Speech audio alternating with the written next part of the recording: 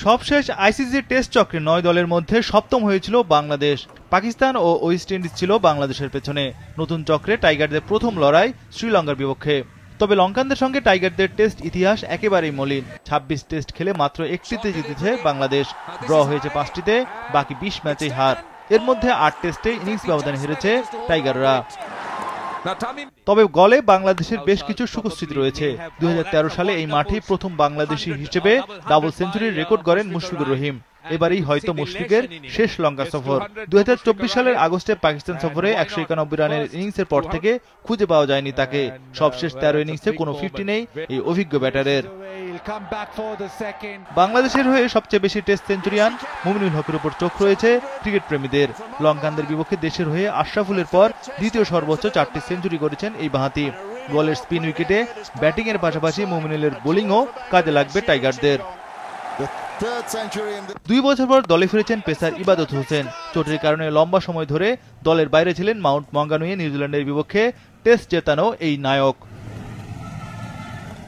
এদিকে সিরিজ সামনে রেখে রবিবার দল ঘোষণা করেছে শ্রীলঙ্কা।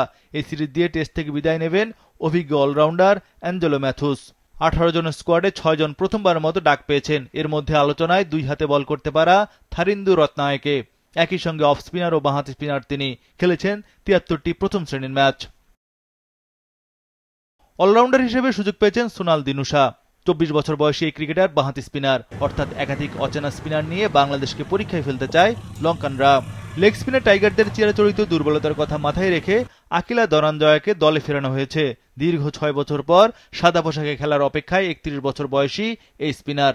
এছাড়া দারুণ ফর্মে থাকা বাঁহাতি স্পিনার প্রভাত জয়াসুরিয়া তো রয়েছেনই। আর এটা ওইটা না, কাপড় ধোয়ার একটাই সলিউশন, চাকা অনেক ওয়ান। অন্যদিকে বাংলাদেশের বোলিংয়ে প্রধান অস্ত্র হতে পারেন বাঁহাতি স্পিনার তাইজুল, অফ স্পিনার মেহেদি মিরাজ ও নাইম হাসান। স্পিনার হাসান মুরাদের এখনো টাইগার জার্সিতে অভিষেক হয়নি। গলের উইকেট সবসময় স্পিন ফ্রেন্ডলি, তাই স্পিন শক্তিতে কোনো কমতি রাখেনি সিংহলিজ ক্রিকেট বোর্ড ও পিসিবি। তবে টাইগারদের বেশি সামলাতে হবে প্রভাত জয়াসুরিয়াকে। লঙ্কান এই বাঁহাতি স্পিনার তার ক্যারিয়ারে ৩৭ ইনিংসে ১১ বার ৫ উইকেট নিয়ে ১১৬ উইকেট নিয়েছেন। তার মধ্যে গলেই ১৯ ইনিংসে ৯ বার ৫ উইকেট নিয়ে পেয়েছেন ৮০ উইকেট। ব্যাটিংয়ে লঙ্কান দলে অভিষেকের অপেক্ষায় কিপার ব্যাটার লাহিরু উদারা, পাভান রত্নায়েকে ও পাসিন্দু সূর্যবন্দরা। প্রথম শ্রেণীর ক্রিকেটে ৭৮ ইনিংসে ৩০০০-এর বেশি স্কোর করেছেন পাভান ১০ সেঞ্চুরিতে। সূর্যবন্দরার প্রথম শ্রেণীর ক্রিকেটে ৮০ ইনিংসে ৩৯৮১ রান করেছেন ১২ সেঞ্চুরিতে। তবে ঘরোয়া ক্রিকেটে সবচেয়ে সমৃদ্ধ ক্যারিয়ার উদারার। ১৮৫টি ইনিংস খেলে ৭০০০-এর বেশি রান করেছেন ১৬ সেঞ্চুরিতে। ৩ জনেরই প্রথম শ্রেণীতে রয়েছে ডাবল সেঞ্চুরি।